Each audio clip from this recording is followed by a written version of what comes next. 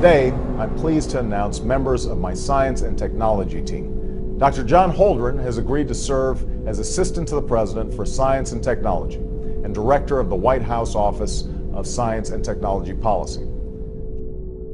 John P. Holdren is the resident science czar of the Obama White House. He's the head of the White House Council on Science and Technology, key advisor operating out of the new Executive Office building in Washington, D.C. This man is a Malthusian fanatic. He's a follower of Bentham and Malthus and Darwin. In other words, the main philosophers of the British Empire in the 19th century and the fountainhead of reactionary and anti-human ideology in that time frame. He's a radical environmentalist, an ecological fanatic, a green kook, a wacko, except that it's also very sinister because the implications of his belief structure and his world outlook are genocide.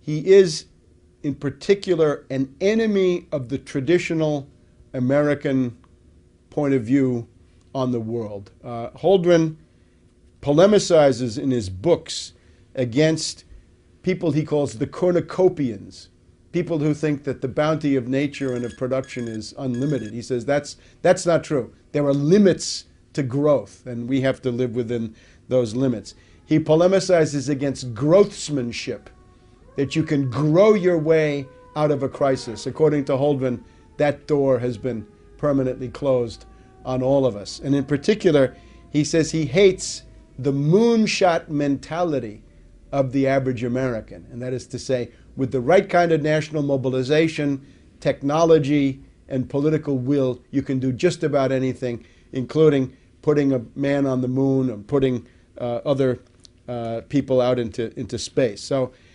Holdren is anti-American in this deep way. He is a pessimist culturally and historically. He calls himself a neo-Malthusianism. Now, the heart of his outlook is what he calls, he says that population is the root of all human problems. In other words, people pollute. Humanity is a cancer on the face of the earth. The one big problem in the ecosystem is the role of humankind. And of course, in reality, the existing ecosystem could not survive without the constant contributions of human production. It's very easy to show that. Holdren started off in the 1970s with Paul Ehrlich, who was a charlatan and an obscurantist and a crackpot who wrote the book The Population Bomb. Ehrlich was convinced that world population was growing out of control and that this was going to lead to a breakdown of human civilization sometime in the late 20th century. And it goes together with the campaign of the limits of growth, the Club of Rome, Aurelio Peccei, and the rest of these people. This is kind of the intellectual milieu that Holdren comes out of. Now, there was no population bomb. It's just not true. It never happened. Population in Europe is falling. If you just look at the self-renewal of these populations. Same thing in Japan, same thing in Russia. They've all got a demographic problem which has nothing to do with overpopulation. It has to do with shrinking population. China has demographic problems that were caused by going along with this two-child per family policy. The U.S. would be experiencing demographic decline if it weren't for the flow of immigrants into the country. So there never was a population bomb. But Holdren does not revise or change his pseudoscientific outlook because of this. Population is the problem. Now, he looks around the world, writing in the early 1970s in one of his textbooks, and he says, some countries have so much population that they ought to be triaged. We should cut them off, give them no more food aid, no more credit, no more help of any kind. Well, what are the countries? He says India is probably on the list. India, hundreds and hundreds of millions of people, and Holdren says cast them into the outer darkness. Then Bangladesh, with a couple of 100 million people, Holdren says for sure Bangladesh has got to be triaged. Give them nothing. Now again, the note of genocide. the idea that whole countries should be consigned to doom puts Holdren in a league which is far beyond Hitler in terms of the number of victims that these policies would result in. He hates science and technology. He wants to limit science and technology. He regards them as a threat to what he thinks of as the social order, and also to the crackpot views of charlatans and fakers like himself. He says he wants to create a science court that would decide which inventions could be put into practice and which would have to be banned. This is unbelievable. This would essentially strangle the source of human progress and consign us all into a stagnation and ruin, which would never end. Holdren believes that there's a world optimum population, or carrying capacity. Now, the idea of carrying capacity comes from the writings of a Venetian cook by the name of Gianmaria Ortes, O-R-T-E-S, writing in 1790 or thereabouts. Ortes said that the limit of the world population was 3 billion people, and that if you went beyond that, you'd have famine and starvation and death, and it would always tend back to 3 billion people. Now, Holdren is even worse. He's more genocidal than Gianmaria Ortes. He's more genocidal than Malthus, who followed in the footsteps of Ortes. Holdren says that the optimum world population is 1 billion. Now let's pause. At the time Holdren wrote that, the world population was already 4 billion. Today, if you say the optimum population is 1 billion, it would mean that more than 5 billion would have to go. And again, these are orders of magnitude that Hitler, Stalin, and Mao never dreamed of. Only in the mind of fanatics like Holdren do we get genocide of these proportions. Holdren says that the big task of policy, and here the third world and developing countries should take note. He says the main political problem facing the world is not world economic development, but stopping world economic development. He's very worried that countries like China and India and others, Latin America, South Asia, Sub-Saharan Africa, that they're going to try to imitate the development of the US, Europe, and Japan. And Holdren says that would be catastrophic. What we need is to stop third world development. We've got to convince the third world not to do that, and we've got to institute de-development worldwide. In other words, turn back the clock of history, roll back progress, and go back to what amounts to pre-industrial civilization. Well, pre-industrial civilization is a lifespan of 30 to 35 years, nasty, brutish, and short, as Hobbes put it. So that's what Holdren wants for you and your family. In order to enforce this, he talks about a supranational monstrosity that he calls a planetary regime. This means a world empire, a supranational, one-world government that would attempt to control all details of human life. Would start with what he calls the global commons. That is to say, anything that impacts the air, the soil, and the oceans would become the subject of international, supranational intervention. It would be like the IMF on steroids. Instead of just economic life, it would extend to everything.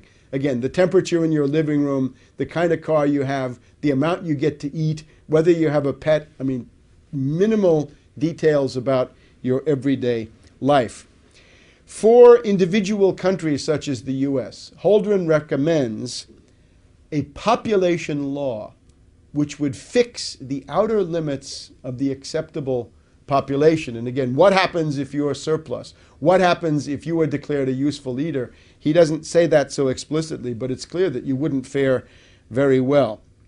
So one of the features of a population law, in Holdren's point of view, is to regulate the size of the family. And this is what, of course, China did in the post-Mao period, the two-child per family policy. So the hand of the totalitarian state intervenes in the most intimate decisions of the family, and the realm of individual responsibility pretty much ceases to exist. Now, Holdren is willing to do just about anything to, first of all, slow the rate of population increase.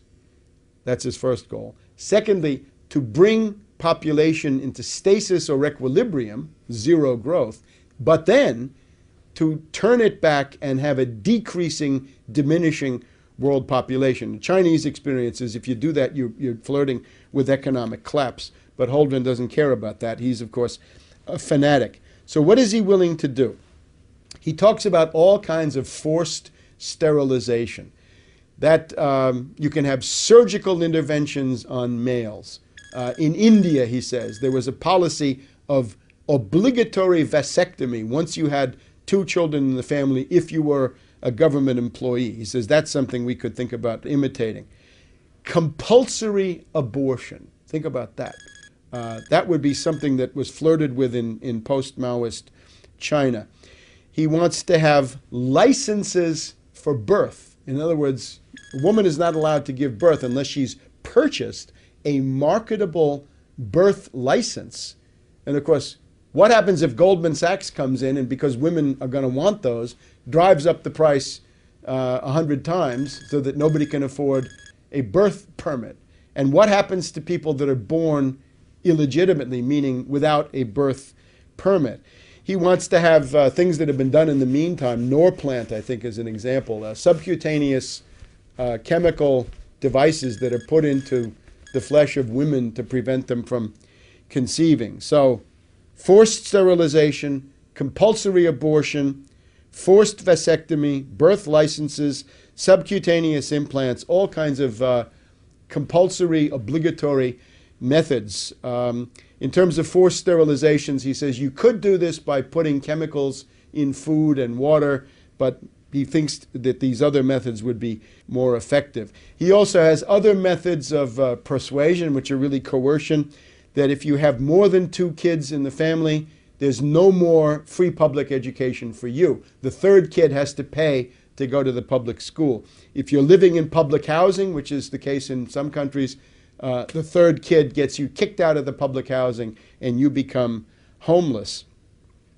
He's also in favor of violating the family by seizing babies.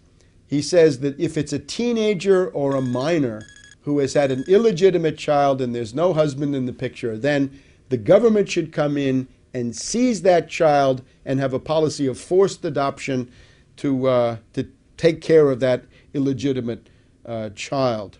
You can see that Holdren is a collectivist. He is not a collectivist of the Marxist type, however. I would call him a collectivist in the tradition of Rousseau for 2 reasons.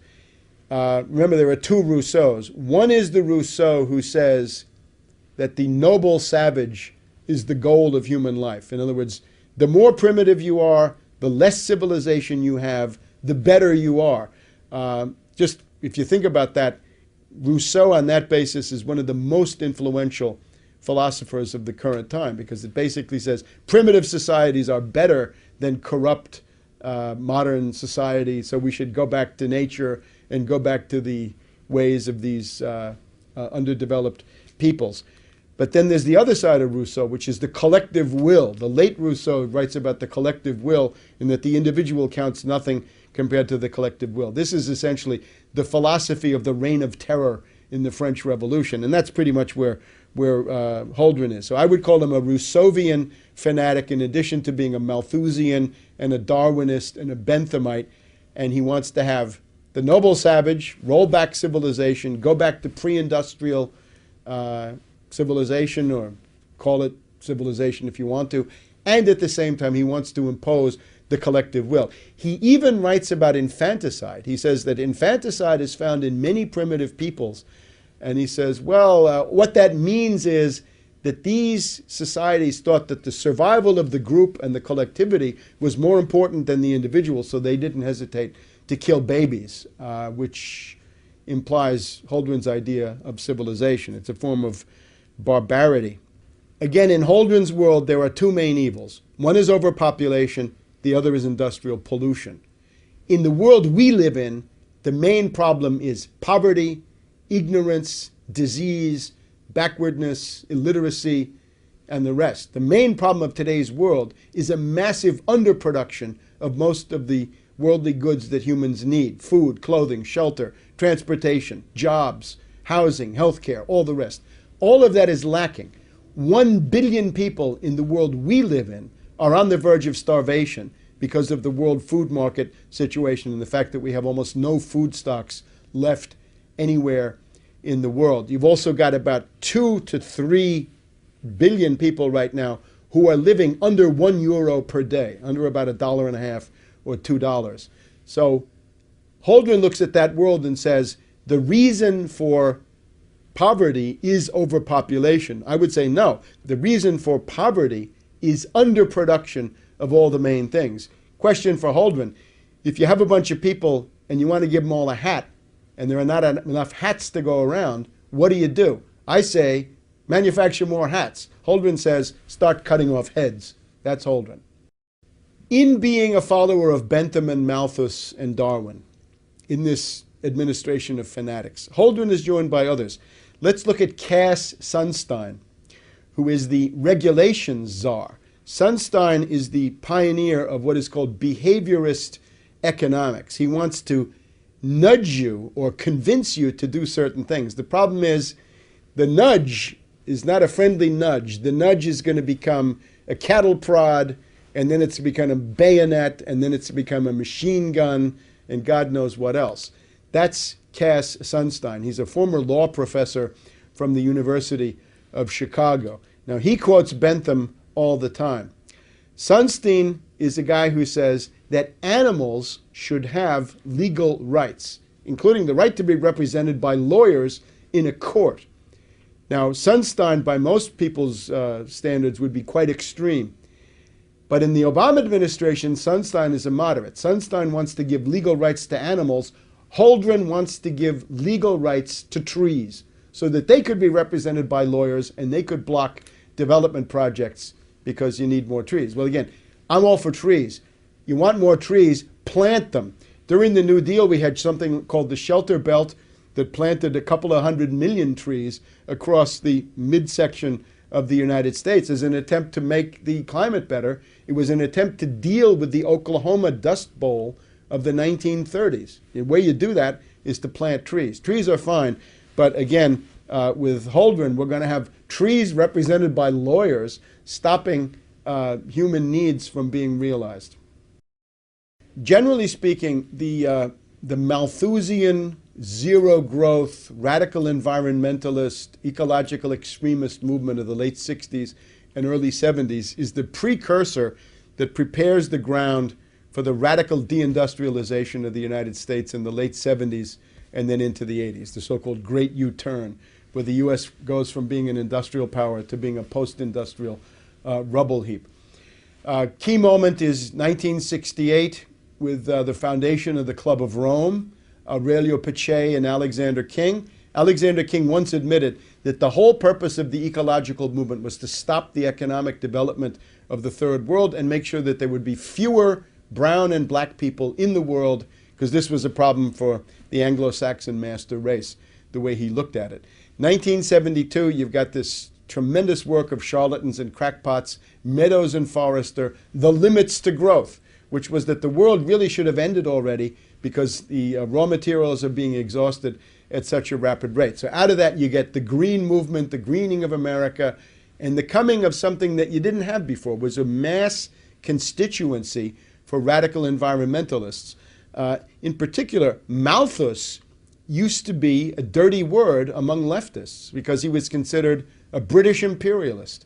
Marx and Engels had to attack Malthus because otherwise they couldn't function in progressive circles. But by the 1970s, thanks to this, Malthus and Darwin become good guys, when of course they're really very bad and both charlatans and crackpots. So that's sort of the preparation. You've also got people saying that a service economy is better, the so-called Triple Revolution Committee. You've got the government of Edward Heath in Britain and Harold Wilson of the Labour Party saying quality of life is more important than production. All of these are ways to begin arguing the idea of deindustrialization.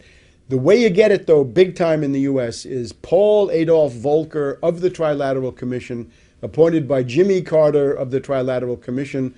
And what Volcker then does is he gets the Federal Reserve.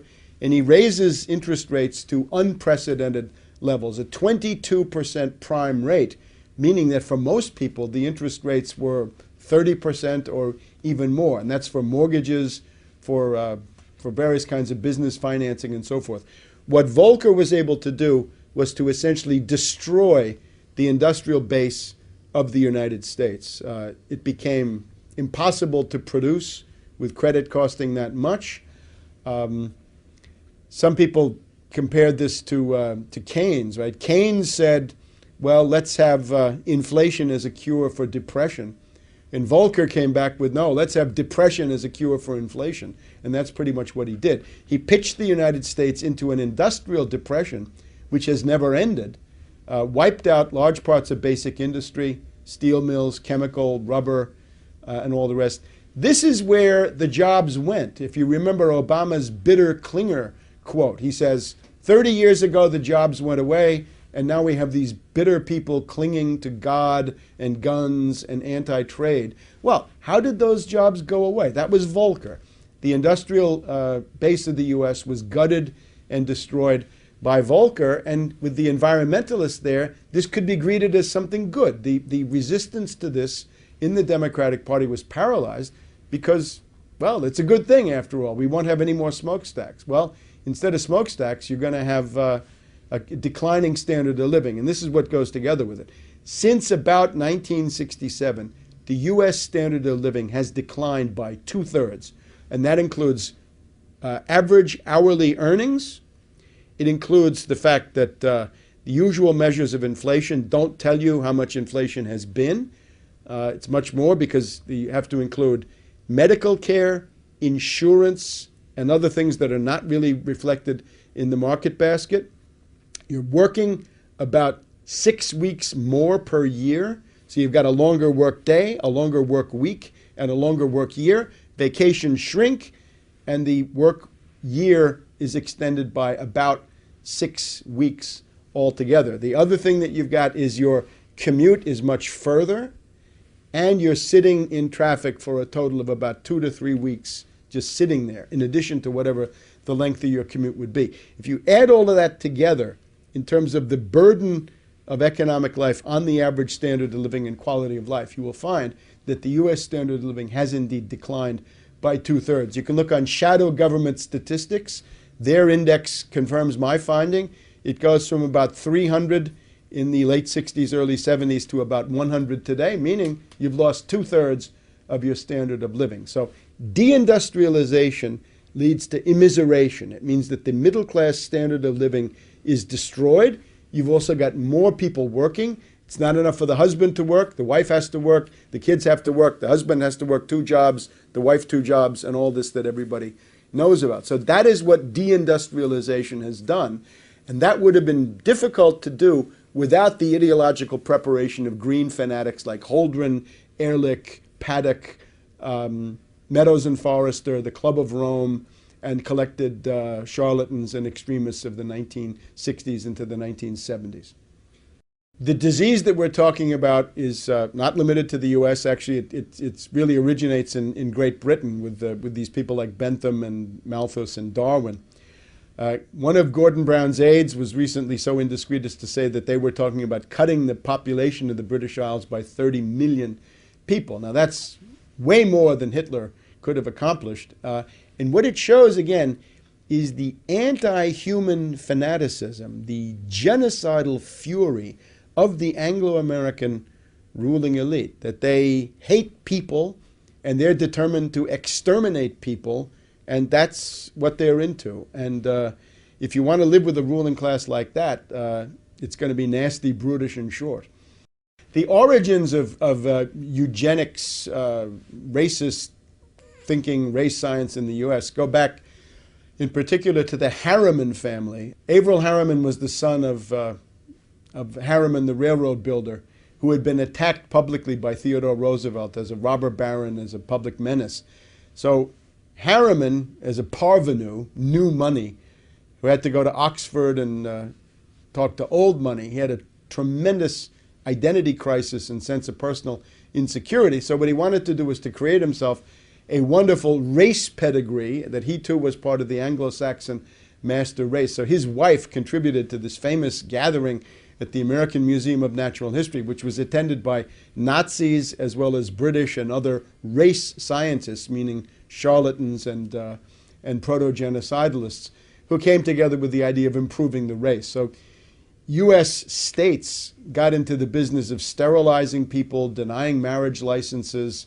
You have these stories, the Kallikaks and the Jukes in New York State and similar things. The Nazis actually said, the U.S. has beaten us to the punch in terms of eugenics measures. So in some ways, they were actually following in the footsteps of what Harriman and this faction had done in the United States. Now, Bush the Elder, in his first congressional term, when he was representing River Oaks, Houston, Texas, elected in 1966, it was a district that had to be tailor-made, designed for him, as part of a redistricting, so he could finally get elected after he failed to get into the Senate from Texas against Yarborough in 1964. Bush became the champion of eugenics. He brought in Shockley, Herenstein, and these other fanatics, right? The sort of bell curve school, the precursors of that. In other words, people who talk about racial inferiority of the non-white races and things of this sort. These people were outside the boundaries of respectability because of the backlash against the Nazis. But Bush the Elder did everything he could to make them respectable. He brought them to Congress. He let them lecture groups of members of the House and so forth. So much so that Wilbur Mills, the head of one of the key House committees at the time, coined the term "Rubbers Bush." That George Bush the Elder was so interested in contraception for the lower orders that he was Rubbers Bush. Now, the idea that I think with Bush the Elder was he believes in the Anglo-Saxon master race. The problem is if you believe in that, you got a problem of numbers because there are so many other people who are not part of this. So what are you going to do? You've got to do something to limit the population growth and probably turn it around among the non-white populations in particular. So I think that is the one thing that Bush the Elder actually believes in as a fixed point of ideology. John P. Holdren, the current Obama population czar, John P. Holdren, the White House science czar, is very much in the tradition of this Harriman eugenics movement, which was rubbing elbows with the Nazis in the 20s and 30s. Things like compulsory abortion, compulsory sterilization, taking children away from parents, preventing marriages, marriage licenses that you have to pay for, implants and other things to prevent birth. This is all in the Nazi or quasi-Nazi tradition of the 20s and 30s. The mentality of oligarchy does not change. We have to remember that as long as there are human individuals, you're going to have the one, the few, and the many. There's going to be one person, small groups of people, and large masses. So this is always going to be with you. These are ontological categories of human existence. The problem you have is if you have the dictatorship of the one, that's a fairly clear-cut problem. If you have the spontaneous mob of the many, that's a problem that people can also recognize. But what you tend to have in human civilization is the rule of the few, the oligarchy, the iron law of oligarchy, studied by German sociologists in the late 1900s. Now, the purpose of an oligarchy is really only one thing. A tyrant can have a project. A mob can have a goal. But an oligarchy is there to do one thing, to perpetuate oligarchy, to give it more and more power and allow it to exist. The mentality of oligarchy always depends on the idea that there's an elite and a mass, and there can't be anything in between. There's really no room for a middle class in oligarchy. So the elite has to justify itself based on what? Why should they rule? Are they smarter? Are they more efficient? Are they better? They're probably none of those things. They're probably inferior in many ways. So they've got to find other ways to justify what is an irrational principle of domination. So oligarchs generally find ways to argue that the mass of people are inferior, that their lives are not worth living, and indeed that they're closer to animals than they are to the elite. So whenever you have an oligarchical elite, they're always going to try to portray the masses as ignorant beasts, inferior, or whatever else it is. And that's what we see. This is very strong in the Anglo-American world. The U.S.-British tradition is not that of a dictator. Stalin, Hitler, this you generally don't find. It's also not so much in the notion of mob rule and demagogy of that sort, although occasionally it is. Generally what you have in terms of real power is an oligarchy. So this oligarchy is inherited from Venice, from the Venetian Republic of the Middle Ages, and it's transferred into Britain between 1500 and 1600 or so in the form of the Whig Party, the top aristocratic party, which rules Britain from the early 1600s really until about 1832 and the Reform Bill. So it's an oligarchical system. The US and the British are a polycentric oligarchy where you can't say the Bilderberger runs it, or the Trilateral, or the CFR, or Bohemian Grove, or whatever it is. All of those are power centers that jostle each other and coexist. But what they amount to is an oligarchy. If you have a tyrant, you can convince the tyrant to change policy. It can be done. But to change an oligarchy, as Plato points out, is harder because you've got to convince so many different ones, and as soon as you convince some of them, you've deconvinced others because those are the enemies and they hate the ones that you've convinced. So that's the problem that we face in the Anglo-American world. The Club of Rome is a group of old fascists, for want of a better word. Aurelio Peccei was the most prominent guy. He had been a fascist for Mussolini in the Balkans during World War II, done all manner of crimes there. And then we have his associate, Alexander King, who admitted that embarrassing thing, that the purpose of this was to express the genocide of the Third World. In other words, that it was designed to make sure that there would be no Third World development, that therefore the black and brown people of the world would not become numerous. So the Club of Rome is already the beginning of a genocidal mentality in which Holdren and Cass Sunstein and other people in the Obama regime participate. Naturally, as this becomes more extreme, as the breakdown crisis gets worse, and it is getting worse, as the depression deepens, you get into the definitions of useless eaters, lives not worthy of being lived, non-productive culls, they're called sometimes, surplus population, as Scrooge said, following Bentham and Malthus. And how many are there of such people? As the depression gets worse, it gets to be more and more of the population that are useless eaters and non-productive culls. So the problem that we face is the ideology has deteriorated.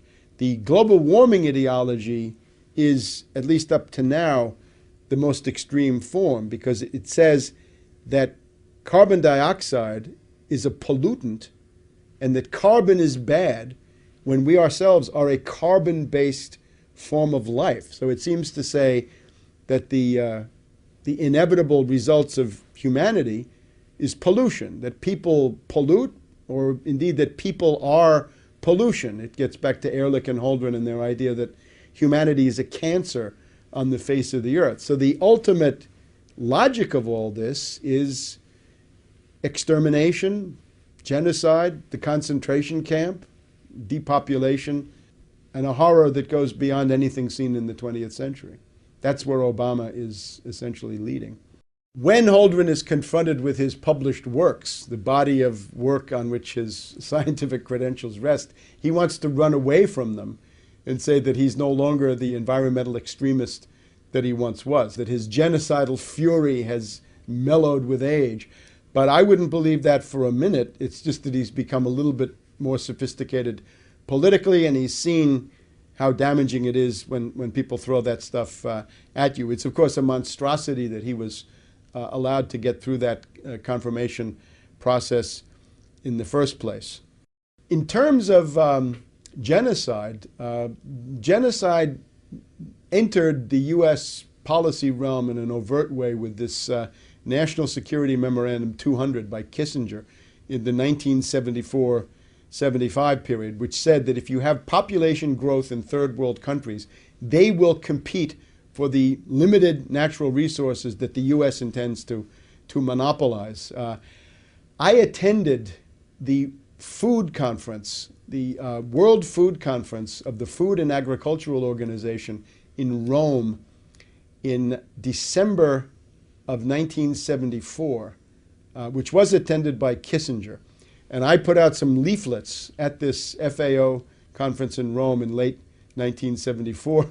And in response to that, the UN bureaucracy kicked me out of the conference, not for disrupting anything, but simply by pointing out the obvious implications of what was going on. At that same conference, the Soviet delegate made a useful contribution. He said that if you just took the existing off-the-shelf technology and made that available to everybody, you would have no problem with 35 billion people on the earth. The demographic potential is still very, very large, lots and lots of wide open spaces, but they kicked me out. So the Kissinger line was, stop population growth in third world countries, because otherwise they'll compete for natural resources. I guess he's looking into what happens today with Chinese oil consumption and the Chinese in Africa offering their own bids for mining and other products. The other thing to stress is under Carter, and in particular under Secretary of State Edmund Muskie, you had Global 2000 and Global Futures. And that is the real watershed of making genocide, population reduction, euthanasia, population control into the dominant ideology of the US government, the foreign policy establishment, and the State Department. Global 2000 and Global Futures enacted under Muskie are really the turning point, after which US policy in the developing sector is no longer development, but it's rather population control, population reduction with strong genocidal overtones. Holdren writes books about nuclear target selection, nuclear war. He's a strangelove. He's a strangelove under green left cover. However, he recognizes what strangeloves often forget. You can kill more people with economic means than you can with military means. Robert McNamara did his best to escalate Vietnam. Robert McNamara killed more people at the World Bank than he ever did at the Pentagon. The general estimate is, well, 40,000 people a day, meaning 15, 20 million a year minimum, die as a result of the IMF conditionalities. They die of starvation, malnutrition, and diseases like diarrhea that can be cured for a few pennies. So that's the cost of the IMF-based system is already in the neighborhood of 20 million dead per year. And again, 40,000 per day. And that's an old figure. Now that we have the Depression, it's probably more like 50,000 a day or more, because the effect of the Depression is obviously to increase that figure. This is a book called Ecoscience, Population, Resources, Environment. The authors, Paul R. Ehrlich of Stanford University. This is the charlatan with the population bomb. Ann H. Ehrlich, who is an environmental fanatic in her own right. And John P. Holdren of the University of California, Berkeley, today White House science czar for Obama. Published by the W.H. Freeman and Company Publishing House in San Francisco. And the edition I have here is 1977, so we're in the Jimmy Carter era. First edition, 1970, second edition, 1972. And as you can see, this is a hefty tome. This is the best part of 1,000 pages, more than 1,000 pages. If you count the index, we get up to 1,500 pages of raving, insane, Malthusian drivel. And he tells you he's a Malthusian, a neo-Malthusian. He loves Darwin. He loves the struggle for existence and the survival of the fittest. And in some ways, he wants to bring that into human society. Now, the heart of the book, I think, for political purposes, has to do with the measures that Holdren proposes to implement as a means of slowing, stopping, and reversing population growth. The heart of the book, I think, starts on page 783. Population control, direct measures. You've got to convince people of the necessity of reducing population. For example, one thing he quotes approvingly, a case in point was the sudden imposition in 1976 of compulsory sterilization in some states in India and for government employees in Delhi, following 2 decades of discouraging results from voluntary family planning. So let's make it involuntary, compulsory, obligatory, and we're going to come in with compulsory sterilization. Let's jump ahead to the involuntary controls. In the 1960s, it was proposed to vasectomize all fathers of 3 or more children in India. India entertained the policy of compulsory sterilization, and if they had really done it, then they would have been better off, as Holdren says.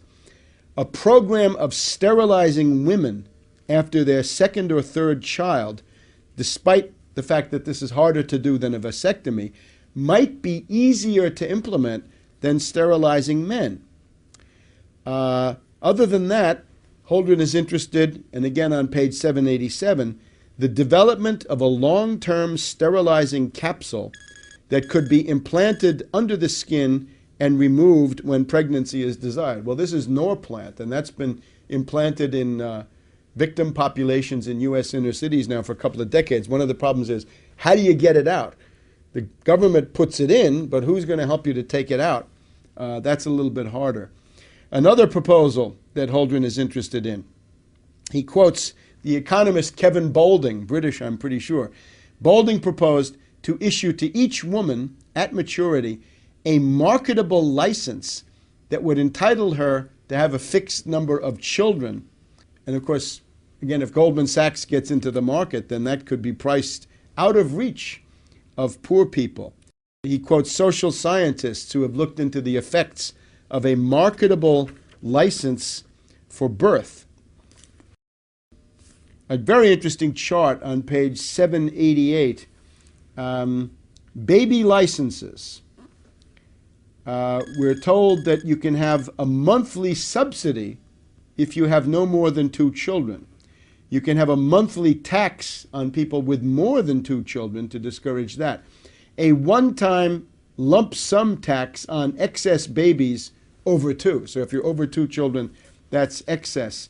And quotas for families. So again, the basic idea is some measures designed to persuade, and then the hardcore, hardline measures, compulsory sterilization, compulsory abortion, and it's also a good idea to take children away from mothers if they're teenagers, unmarried, and otherwise not suitable. Now, he wants to impose this not just domestically in the U.S., but even more. He wants to have family planning measures. Here on page 789, he wants to have family planning measures in the less developed countries. High priority should be given to stimulating attitude changes and counteracting the effects of pro-natalist traditions. You may remember President de Gaulle of France talked about 100 million Frenchmen as a national goal. Obviously, for Holdren, this is impossible. What are the problems with this? Well, one problem is human rights, page 793. Some people have this idea that there's a fundamental human right for each person responsibly to determine the size of his or her own family. Holdren doesn't like that one.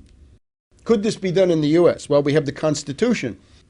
Holdren laments, and now we're on page 837. To date, there has been no serious attempt in Western countries, Europe, U.S., Japan, to use laws to control excessive population growth, although there exists ample authority under which population growth could be regulated. For example, under the U.S. Constitution, effective population control programs could be enacted under the clauses that empower Congress to appropriate funds to provide for the general welfare and to regulate commerce. So the Commerce Clause becomes abortion and sterilization. Or for the Equal Protection Clause of the 14th Amendment. So the idea is strip everybody of the right to exist under the 14th Amendment. Such laws constitutionally could be very broad. Indeed, it has even been concluded that compulsory population control laws, even including laws requiring compulsory abortion, could be sustained under the existing constitution if the population crisis became sufficiently severe to endanger the society. Few today consider the situation in the United States serious enough to justify compulsion, however, laments Holdren. The most compelling arguments that might be used to justify government regulation of reproduction are based on the rapid population growth relative to the capacity of environmental and social systems to absorb the associated impact. The appeal to greed. To provide a high quality of life for all, there must be fewer people, says Holdren. But there are other sound reasons that support the use of law to regulate reproduction. In today's world, Holdren writes on page 838, the number of children in a family is a matter of profound public concern. There is no individual sphere anymore for a Malthusian fanatic. On page 850, Holdren wants to convert to a spaceman economy. This is not the moonshot anymore. This is the idea that you're on spaceship Earth and everything you have with you is a limited resource. So what you've got to do is reduce throughput of raw materials in industrial processes. He quotes a fellow crackpot, Herman Daly, who has suggested a specific mechanism for accomplishing population reduction. Put strict depletion quotas on the natural resources of the United States, meaning that you couldn't use more than 2 or 3% of the existing oil or minerals or whatever it is. The problem with that is, what we've found since the publication of the Limits of Growth is that the available stocks of most raw materials have grown. They haven't gone down, they've gone up, because you find more than you use. And that, I think, that would be even more clear if this process were not sabotaged. We would want to impose restrictions on the import of manufactured goods. Well, up to a point, but not for Holdren's goals. And there's a big attack on the cornucopians, again on page 851. The American mentality that you can solve things through science and production is something that Holdren wants to polemicize against. And that gets us then to his favorite theme, page 926, the de-development of overdeveloped countries. We've got to stop the less developed countries from imitating the growth path of the developed world. One key to saving world society lies in a measured and orderly retreat from overdevelopment in today's overdeveloped countries. That would be the US. A process we will label, for want of a better word, de-development. So if you thought your living standard was too low, Holdren is here to tell you your living standard is too high. You should be de-developed. World government, international controls, the global commons. The quote here is, mutual coercion, mutually agreed upon. The New World Order. It has been apparent for some time that the nations of this planet cannot long survive, we read on page 939, cannot long survive without a system of worldwide controls for dealing with the ecosphere, the world economic system, and world economic growth. Such a system must be, above all, capable of resolving national differences. This is the basic conclusion of the distinguished professor of international law, Richard A. Falk, as he analyzed the situation, exemplified by the projections of alternative future scenarios. We might enter a plea here for surrendering some national sovereignty to a world government.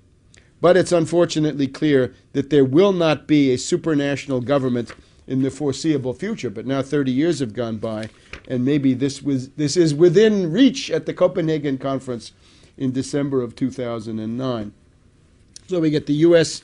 environmental program. And again, in the conclusion, the summary of this is there are two factions on Earth. We have the cornucopians. We can call them the growthsmanship group.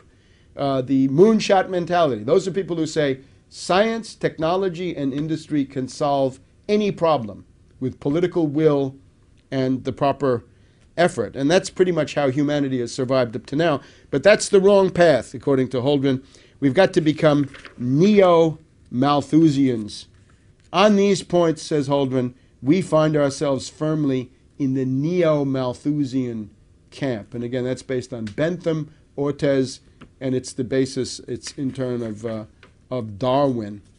This is a cookbook for the extermination of humanity beyond what he thinks, because the essential predicament of humanity is realize progress or collapse. If you look in historians of world history like Toynbee, he's got a catalog of, 20 different world civilizations, and they've all collapsed except one. And generally they've collapsed from within, and they've collapsed to a very significant degree because of thinking like this, that there's a limit to growth and that the privileges of an oligarchy are more important than the standard of living and the success of the individual human family. So this is a cookbook for the extermination of humankind, right? Those series that you see on the History Channel. What if there were no people? Well, Holdren has been blazing that trail for quite a while. This is an ultra-Hitlerian genocidalist who's today operating out of the White House in Washington, D.C., and it's time to kick him out. Maurice Strong of Canada is a British imperialist functionary, close to Holdren in his outlook. In the build-up to the 1992 United Nations Conference in Rio, Maurice Strong wrote that the choice is between collapsing the entire industrial system of the world and the survival of humanity and the planet. And he's in favor of collapsing the industrial system. So he put out a demagogic call to people that the task of the rest of us is to collapse the industrial system of the world. I suppose George Soros and the people at AIG and Goldman Sachs in the derivatives department were reading all that, because they've certainly taken us pretty far down the road to that. If you collapse the industrial system of the world, the problem you find is that the relative potential population density of the world goes below the existing 7 billion plus people that we've got, and that overhang gets into the danger of extinction. So that's a call to genocide, again, on an ultra-Hitlerian scale, issued by Maurice Strong back in 1992. Holdren is very much in that tradition. Ehrlich and Holdren and their ilk are crackpots, charlatans, and quackademics, in the sense that their method is fundamentally wrong. The predicament of humanity is that at any given moment in time, with the existing technology that you have, you face a finite world of natural resources, except that what you can use as a natural resource is already defined by the technology you have. So if you expand your technological repertoire and armory through scientific discovery and technological development, you can define increasing areas of the natural world as usable natural resources. And that's what we've done up to now. If wood is not enough, get coal. If coal is not convenient, get oil. If oil is not enough, get nuclear. If nuclear has problems, get thermonuclear. Look at antimatter. Look beyond, and still beyond a horizon that we can't even see at this point. The essential human condition is realize progress or collapse. Advance in science, technology, and industry, or you will soon cease to exist. And that's the fundamental human premise that this lunatic, Malthusian, Darwinian, Benthamite school, Ehrlich, Holdren, and the rest of them, deny. The president, I think, has surrounded himself with some of the most brilliant choices. Dr. Holdren, I don't want to embarrass you, but I sometimes refer to you as walking on water.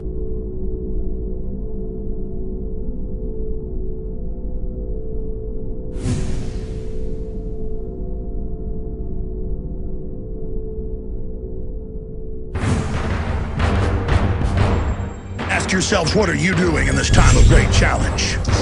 What are you doing to unlock minds? Go to Infowars.com and PrisonPlanet.tv for the latest headlines and cutting-edge information.